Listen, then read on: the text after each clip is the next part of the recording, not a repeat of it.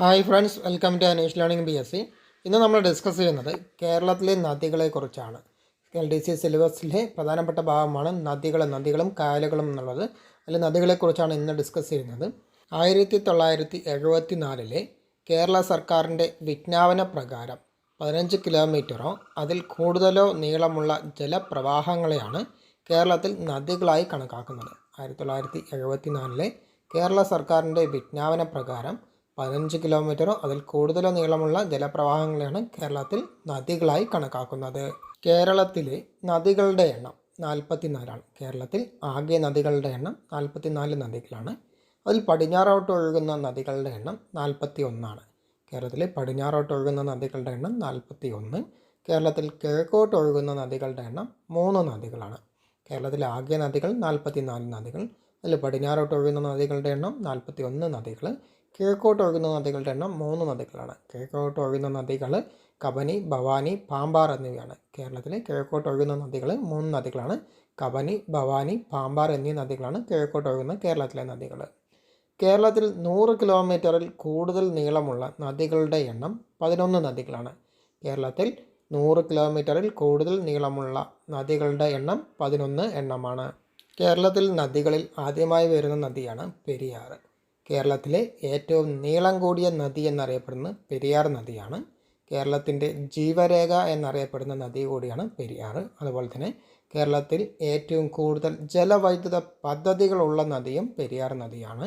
കേരളത്തിൽ ഏറ്റവും കൂടുതൽ പോഷക നദികളുള്ള നദിയും പെരിയാർ നദിയാണ്. 4 പോയിൻ്റ് പറഞ്ഞത്.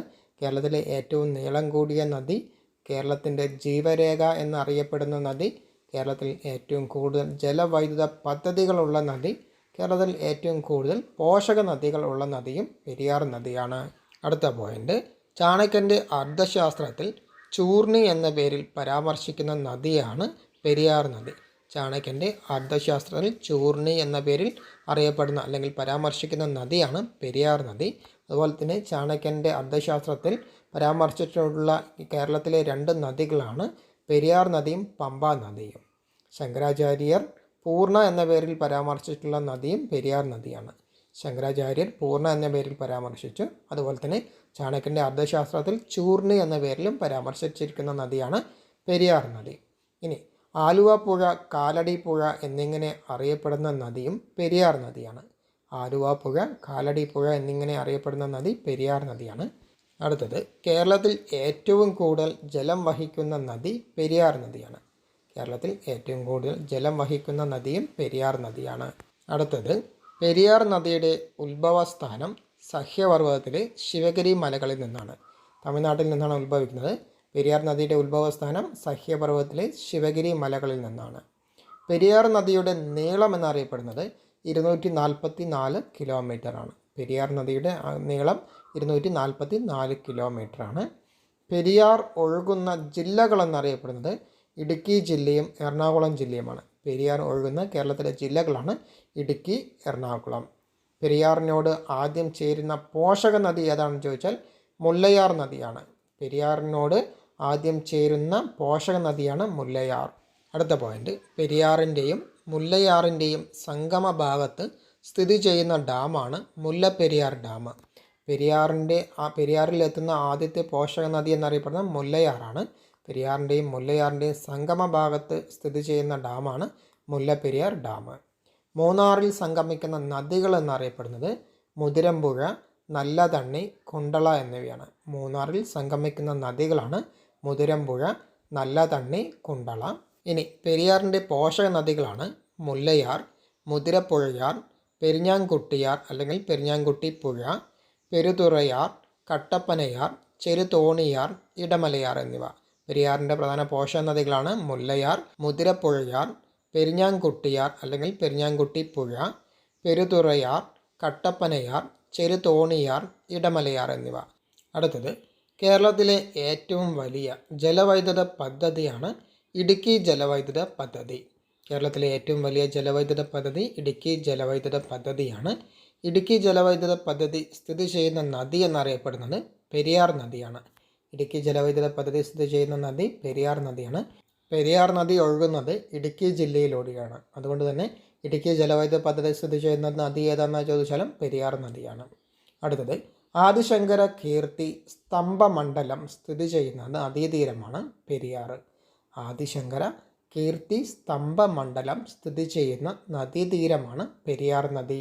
അടുത്തത് കേരളത്തിൽ ഏറ്റവും കൂടുതൽ അണക്കെട്ടുകൾ സ്ഥാപിച്ചിരിക്കുന്ന നദി പെരിയാർ നദിയാണ്. കേരളത്തിൽ ഏറ്റവും കൂടുതൽ അണക്കെട്ടുകൾ സ്ഥാപിച്ചിരിക്കുന്നതും പെരിയാർ നദിയിലാണ്.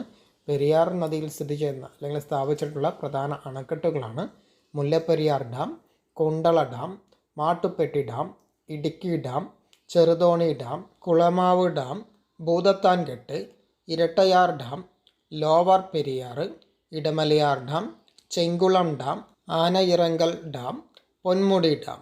കേരളത്തിൽ ഏറ്റവും കൂടുതൽ അണക്കെട്ടുകൾ സ്ഥാപിച്ചിരിക്കുന്ന നദി പെരിയാർ നദിയാണ്. അതിൽ പ്രധാനപ്പെട്ട ഡാമുകളെക്കുറിച്ചാണ് പറഞ്ഞത്.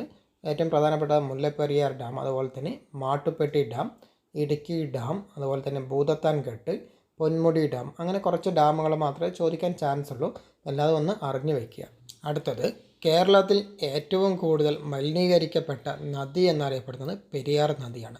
2021 കേന്ദ്ര മലിനീകരണ നിയന്ത്രണ ബോർഡിൻ്റെ റിപ്പോർട്ട് പ്രകാരം കേരളത്തിൽ ഏറ്റവും കൂടുതൽ മലിനീകരിക്കപ്പെട്ട നദി എന്നറിയപ്പെടുന്നത് പെരിയാർ നദിയാണ്.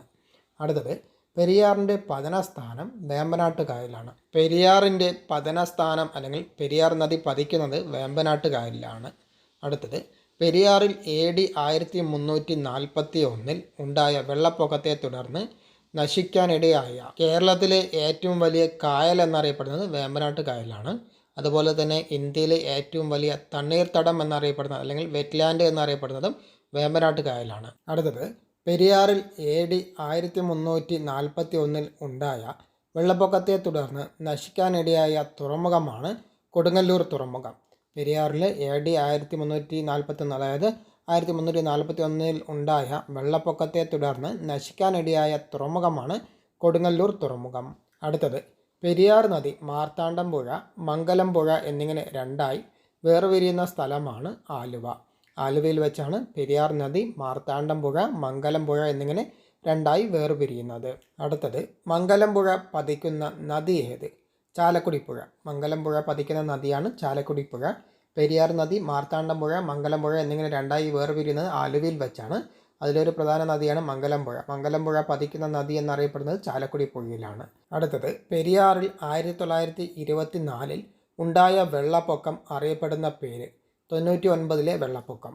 പെരിയാറിൽ 1924 ഉണ്ടായ വെള്ളപ്പൊക്കം, അതായത് മലയാള മാസം 1099 ഉണ്ടായ വെള്ളപ്പൊക്കം അറിയപ്പെടുന്ന പേരാണ് 99 വെള്ളപ്പൊക്കം. അടുത്തത് പെരിയാറിൻ്റെ തീരത്തുള്ള വന്യജീവി സങ്കേതങ്ങളാണ് തേക്കടി വന്യജീവി സങ്കേതം, തട്ടേക്കാട് പക്ഷി സങ്കേതം. പെരിയാറിൻ്റെ തീരത്ത് സ്ഥിതി ചെയ്യുന്ന വന്യജീവി സങ്കേതങ്ങൾ തേക്കടി വന്യജീവി സങ്കേതം, തട്ടേക്കാട് പക്ഷി സങ്കേതം. അടുത്തത് പെരിയാറിൽ സ്ഥാപിച്ചിട്ടുള്ള പ്രധാന ജലവൈദ്യുത പദ്ധതികളാണ് ഇടുക്കി ജലവൈദ്യുത പദ്ധതി, പള്ളിവാസൽ, ചെങ്കുളം, പന്നിയാർ, നേരിയമംഗലം, ലോവർ പെരിയാർ. പെരിയാറിൽ സ്ഥാപിച്ചിട്ടുള്ള പ്രധാന ജലവൈദ്യുത പദ്ധതികൾ ഇടുക്കി, പള്ളിവാസൽ, ചെങ്കുളം, പന്നിയാർ, നേരിയമംഗലം, ലോവർ പെരിയാർ എന്നിവയാണ്.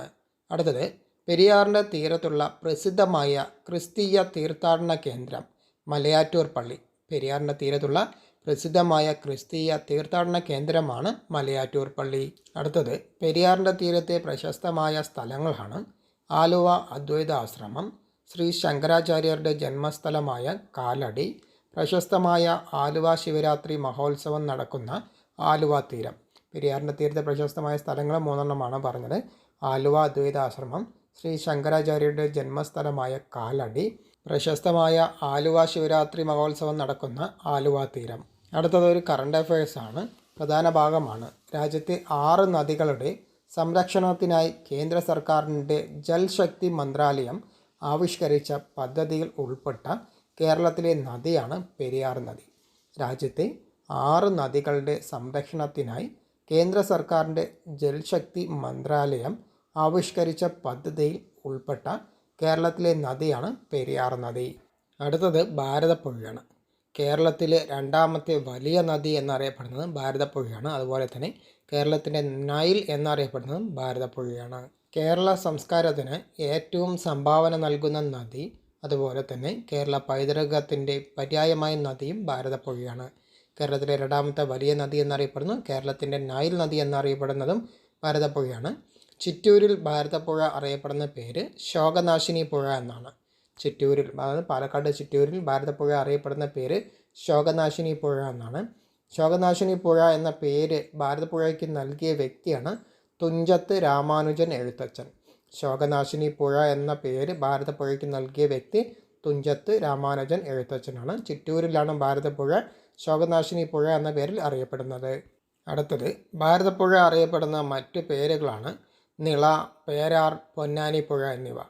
ഭാരതപ്പുഴ അറിയപ്പെടുന്ന മറ്റു പേരുകൾ നിള, പേരാർ, പൊന്നാനിപ്പുഴ എന്നിവയാണ്. അടുത്തത് ഭാരതപ്പുഴയുടെ ഉത്ഭവസ്ഥാനം ആനമലയിൽ നിന്നാണ്. തമിഴ്നാട്ടിലെ ആനമലയിൽ നിന്നാണ് ഭാരതപ്പുഴയുടെ ഉത്ഭവസ്ഥാനം. ഭാരതപ്പുഴയുടെ ആകെ നീളം 209 കിലോമീറ്ററാണ്. ഭാരതപ്പുഴ ഒഴുകുന്ന ജില്ലകൾ പാലക്കാട്, തൃശ്ശൂർ, മലപ്പുറം എന്നിവയാണ്. ഭാരതപ്പുഴയുടെ ആകെ നീളം 209 കിലോമീറ്റർ. ഭാരതപ്പുഴ ഒഴുകുന്ന ജില്ലകൾ പാലക്കാട്, തൃശ്ശൂർ, മലപ്പുറം എന്നിവയാണ്. ഭാരതപ്പുഴയുടെ മറ്റ് പേരുകളാണ് നിള, പേരാർ, പൊന്നാനി എന്നിവ. തമിഴ്നാട്ടിലെ ആനമലയിൽ നിന്നാണ് ഭാരതപ്പുഴ ഉത്ഭവിക്കുന്നത്. 209 കിലോമീറ്ററാണ് ഭാരതപ്പുഴയുടെ ആകെ നീളം വരുന്നത്. അടുത്തത് ഭാരതപ്പുഴയുടെ പ്രധാന പോഷക നദികൾ കണ്ണാടിപ്പുഴ, തൂതപ്പുഴ, ഗായത്രി പുഴ, കൽപ്പാത്തി പുഴ എന്നിവയാണ്. ഭാരതപ്പുഴയുടെ പ്രധാന പോഷക നദികൾ കണ്ണാടിപ്പുഴ, തൂതപ്പുഴ, ഗായത്രി പുഴ, കൽപ്പാത്തി പുഴ എന്നിവയാണ്. തൂതപ്പുഴയുടെ പ്രധാന ഉപനദിയാണ് കുന്തിപ്പുഴ. തൂതപ്പുഴയുടെ പ്രധാന ഉപനദി എന്നറിയപ്പെടുന്നത് കുന്തിപ്പുഴയാണ്. കേരളത്തിലെ മലിനീകരണം ഏറ്റവും കുറഞ്ഞ നദി എന്നറിയപ്പെടുന്നത് കുന്തിപ്പുഴയാണ്. തൂതപ്പുഴയുടെ ഉത്ഭവസ്ഥാനം സൈലന്റ് വാലിയിൽ നിന്നാണ്. സൈലന്റ് വാലിയിലൂടെ ഒഴുകുന്ന നദി എന്നറിയപ്പെടുന്നത് കുന്തിപ്പുഴയാണ്. തൂതപ്പുഴയുടെ ഉത്ഭവസ്ഥാനം സൈലന്റ് വാലിയാണ്. അടുത്തത് ഗായത്രി പുഴ ഭാരതപ്പുഴയുമായി ചേരുന്ന സ്ഥലമാണ് മായന്നൂർ. തൃശ്ശൂരിലെ മായന്നൂരിൽ വെച്ചാണ് ഗായത്രി പുഴ ഭാരതപ്പുഴയുമായി ചേരുന്നത്. പറളിയിൽ വെച്ച് ഭാരതപ്പുഴയിൽ ചേരുന്ന പോഷക നദികളാണ് കണ്ണാടിപ്പുഴ, കൽപ്പാത്തിപ്പുഴ. പറളിയിൽ വെച്ച് ഭാരതപ്പുഴയിൽ ചേരുന്ന പോഷക നദികൾ കണ്ണാടിപ്പുഴ, കൽപ്പാത്തിപ്പുഴ എന്നിവയാണ്. കണ്ണാടിപ്പുഴ അറിയപ്പെടുന്ന മറ്റൊരു പേരാണ് ചിറ്റൂർ പുഴ. ചിറ്റൂർ പുഴ എന്നറിയപ്പെടുന്നത് കണ്ണാടിപ്പുഴയാണ്. കണ്ണാടിപ്പുഴയും കൽപ്പാത്തിപ്പുഴയും പറളിയിൽ വെച്ചാണ് ഭാരതപ്പുഴയോട് ചേരുന്നത്. അടുത്തത് പ്രസിദ്ധമായ മാമാങ്കം ആഘോഷം നടക്കുന്ന സ്ഥലമാണ് തിരുനാവായ. പ്രസിദ്ധമായ മാമാങ്ക ആഘോഷം നടക്കുന്ന സ്ഥലം തിരുനാവായയാണ്. നാരായണീയം രചിച്ച മേൽപ്പത്തൂർ നാരായണ ഭട്ടതിരിയുടെ ജന്മസ്ഥലം കൂടിയാണ് തിരുനാവായ. നാരായണീയം രചിച്ച മേൽപ്പത്തൂർ നാരായണ ഭട്ടതിരിയുടെ ജന്മസ്ഥലം തിരുനാവായയാണ്. തിരുനാവായ സ്ഥിതി ചെയ്യുന്ന നദീതീരമാണ് ഭാരതപ്പുഴ.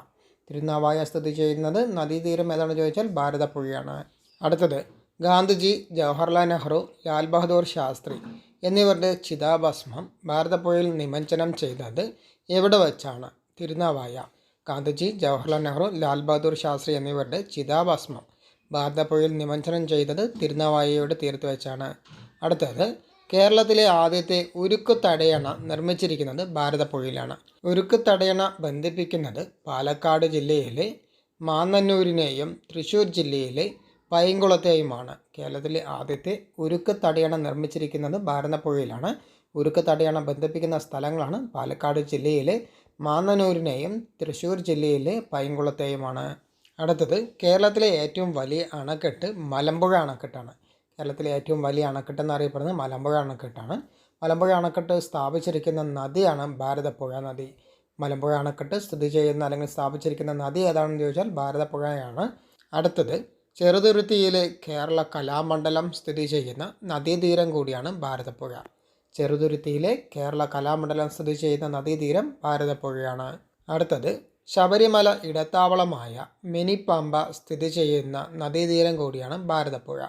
ശബരിമല ഇടത്താവളമായ മിനി പമ്പ സ്ഥിതി ചെയ്യുന്ന നദീതീരം ഭാരതപ്പുഴയാണ്.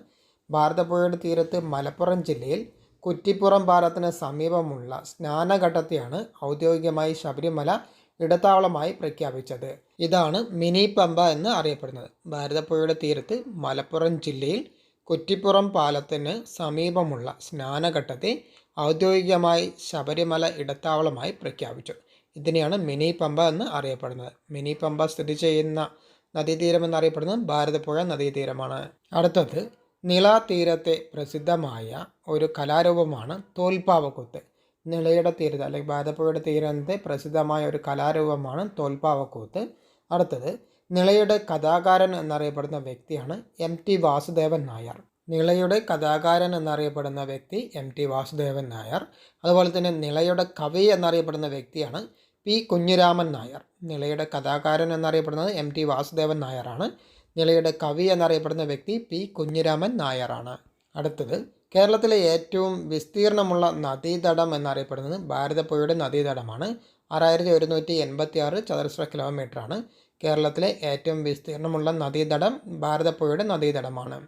അടുത്തത് ഭാരതപ്പുഴയുടെ പുനരുജ്ജീവനം ലക്ഷ്യമാക്കി കേന്ദ്ര സർക്കാർ ആരംഭിക്കുന്ന വിജ്ഞാന കേന്ദ്രമാണ് നിള വിജ്ഞാന കേന്ദ്രം. ഭാരതപ്പുഴയുടെ പുനരുജ്ജീവനം ലക്ഷ്യമാക്കി കേന്ദ്ര സർക്കാർ ആരംഭിക്കുന്ന വിജ്ഞാന കേന്ദ്രം നിള വിജ്ഞാന കേന്ദ്രമെന്ന് അറിയപ്പെടുന്നു. അടുത്തത് കുഞ്ചൻ നമ്പ്യാരുടെ ജന്മസ്ഥലമായ കിള്ളിക്കുറിശി മംഗലം സ്ഥിതി ചെയ്യുന്ന നദീതീരമാണ് ഭാരതപ്പുഴ. കുഞ്ചൻ നമ്പ്യാരുടെ ജന്മസ്ഥലമായ കിള്ളിക്കുറിശി മംഗലം സ്ഥിതി ചെയ്യുന്ന നദീതീരം ഭാരതപ്പുഴയാണ്. അടുത്തത് നിള സാംസ്കാരിക മ്യൂസിയം സ്ഥാപിതമാകുന്നത് പൊന്നാനിയിലാണ്.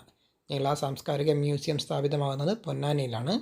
സംസ്ഥാനത്ത് ആദ്യമായി സ്ഥാപിതമായ നദീ സാംസ്കാരിക മ്യൂസിയം ഏത് നദിയെക്കുറിച്ചാണ് ചോദിച്ചാൽ നിള നദിയെക്കുറിച്ചാണ്, അതായത് ഭാരതപ്പുഴയെക്കുറിച്ചാണ്.